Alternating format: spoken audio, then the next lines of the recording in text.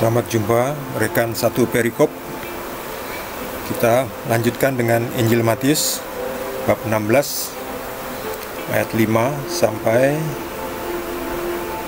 sampai 12 dengan judul perikop hari ini tentang ragi orang Farisi dan Saduki. Pada waktu murid-murid Yesus menyeberang danau, mereka lupa membawa roti.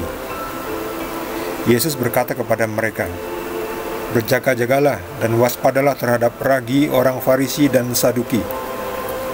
Maka mereka berpikir-pikir dan seorang berkata kepada yang lain, "Itu dikatakannya karena kita tidak membawa roti."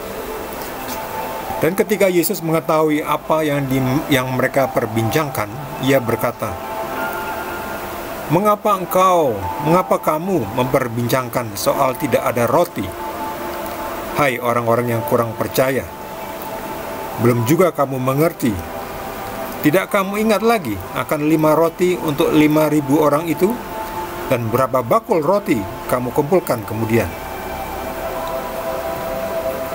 Ataupun akan 7 roti untuk 4.000 orang itu? Dan berapa bakul kamu kumpulkan kemudian? Bagaimana mungkin kamu tidak mengerti bahwa bukan roti yang kumaksudkan? Aku berkata kepadamu, waspadalah terhadap ragi orang Farisi dan Saduki. Ketika itu barulah mereka mengerti bahwa bukan maksudnya supaya mereka waspada terhadap ragi roti, melainkan terhadap ajaran orang Farisi dan Saduki. Demikianlah sabda Tuhan. Jadi yang dimaksudkan di sini, ragi itu bukan sebuah materi untuk bahan membuat roti. Ragi ini hanya perumpamaan. Maksudnya adalah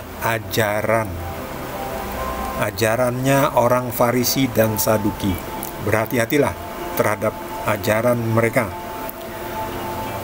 Ya, kenapa? Karena orang Farisi dan Saduki itu mereka pintar soal keagamaan. Yang teori itu pintar sekali. Tapi hati-hati. Mereka sering menggunakan teorinya untuk kepentingan mereka sendiri, untuk mendapatkan keuntungan bagi mereka sendiri, keuntungan materi, keuntungan sosial. Jadi mereka niatnya tidak benar, tidak sesuai dengan apa yang diinginkan oleh Tuhan Yesus. Mereka menggunakan ayat-ayat untuk mendapatkan keuntungan pribadi, untuk mendapatkan keuntungan materi. Mereka memberikan beban-beban yang berat ke pundak orang-orang, tetapi mereka sendiri, kata Yesus, tidak mau menyentuhnya, tidak mau menyentuh beban yang harus mereka pikul sebagai manusia yang bertanggung jawab. Sebagai orang Kristen kita mendapatkan beban, yaitu salib, kuk. Tapi kuk yang dibebankan kepada kita oleh Tuhan Yesus itu enak, ringan. Yesus sendiri bilang, "Pikulah kuk yang kupasang dan belajarlah daripadaku, karena beban yang kupasang itu ringan, dan ringanlah bebanmu." Jadi meskipun ada salib, ada beban, tapi bebannya itu yang enak. Asal kita mau rajin memikul. Kalau kita malas-malasan, nggak mau memikul, itu nanti terasa berat, karena istilahnya itu ditunda-tunda. Kalau kita menunda-nunda melakukan pekerjaan, kan lama-lama menumpuk tuh pekerjaan. Akhirnya terasa berat sekali. Kalau kita rajin memikul salib, itu rasanya enak, enteng. Itu benar yang dikatakan Yesus, bahwa kuk yang Tuhan Yesus pasang itu ringan. Tapi kita harus rajin supaya tetap terasa ringan.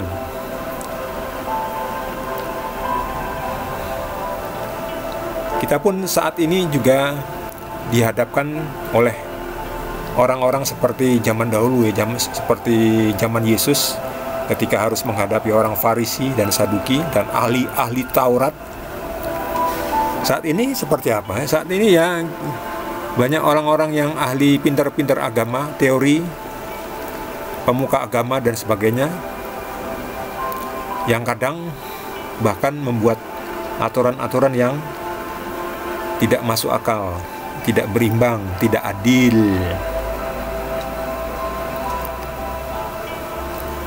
Ya, tidak adil. Jadi kita juga harus hati-hati. Kita harus mencerna apa yang diajarkan oleh pemimpin-pemimpin kita. Kalau ajarannya baik, kita ikuti. Ya, kita ikuti.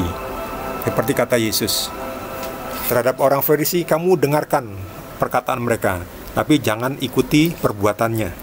Artinya perkataannya betul, teorinya betul, tetapi perbuatan mereka tidak betul. Jadi kita jangan ikuti perbuatan mereka. Kita ikuti teori yang baiknya saja. Nah, jadi kita harus pintar memilah-milah mana yang harus kita ikuti dan mana yang harus kita abaikan. Nah, teorinya juga benar nggak? Kadang teorinya juga udah salah, ngotot lagi. Ada itu kan, udah tidak berdasarkan fakta, ngotot lagi. Akhirnya yang terjadi hanya debat kusir. Kalau udah sudah debat kusir tuh nggak ada gunanya, lebih baik kita pergi. Seperti Yesus tuh ketika menghadapi orang-orang yang dablek, ya, yang keras kepala, ya sudah, nggak perlu di debat terlalu lama. Udah tinggalkan saja. Ini debat kusir. Kalau sudah debat kusir tuh nggak dapat apa-apa. Jadi kita hidup saat ini menghadapi tantangan kita juga seperti waktu Yesus hidup menghadapi tantangan ketika mereka memiliki atau harus menghadapi orang Farisi dan Saduki dan ahli Taurat yang sering munafik, ya, sering tidak melakukan apa yang mereka khotbahkan, atau malah khotbahnya yang salah, bahkan khotbahnya salah. Jadi harus kita cek juga dulu isinya juga. Setiap ajaran tuh harus kita cek, benar nggak? Ini mengajarkan yang baik atau tidak? Bagaimana kita tahu bahwa itu adalah ajaran yang baik? Kita lihat dari hasilnya, dari buahnya. Seperti Yesus yang sudah mengatakan juga kepada kita, setiap pohon itu dinilai dari buahnya. Atau ada peribahasa, buah tidak jatuh jauh dari pohonnya. Tidak mungkin rumput ilalang menghasilkan gandum, atau pohon gandum menghasilkan ilalang. Ya. Kalau ada itu berarti rekayasa. Rekayasa genetik. Kalau di zaman kita ya rekayasa manipulasi, penipuan namanya. Kelihatannya baik, ternyata salah. Kelihatannya harganya segini, kok ternyata bukan segitu, sudah di markup. Itulah. Jadi manipulasi, rekayasa. Jadi harus hati-hati, kita cek semua ajaran, kita cek semua laporan, benar nggak? Kalau keuangan itu harus ada tanda buktinya, harus ada tanda terima. Kalau tidak ada tanda terima itu patut dicurigai, benar nggak? Misalnya saya sudah membayar untuk uang pendaftaran atau uang tahunan atau iuran sejumlah 100.000, ya benar nggak? Oh, pokoknya percaya saja sama saya. Ya memang saya tidak percaya, makanya saya minta tanda bukti kan. Oh, dengan saudara sendiri saja sering kita tidak bisa percaya kok. Kenapa harus percaya tanpa tanda bukti? Tanda bukti itu adalah salah satu cara untuk mengurangi penyelewengan. Jadi bisa jadi kan bilangnya saya sudah membayar uang iuran 100.000, tapi tidak memberi tanda terima. Ternyata apa yang dibayarkan cuma 80.000. Bilangnya 100.000.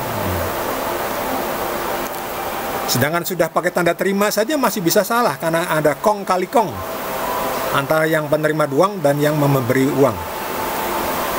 Jadi tetap saja kita tetap harus pakai tanda terima.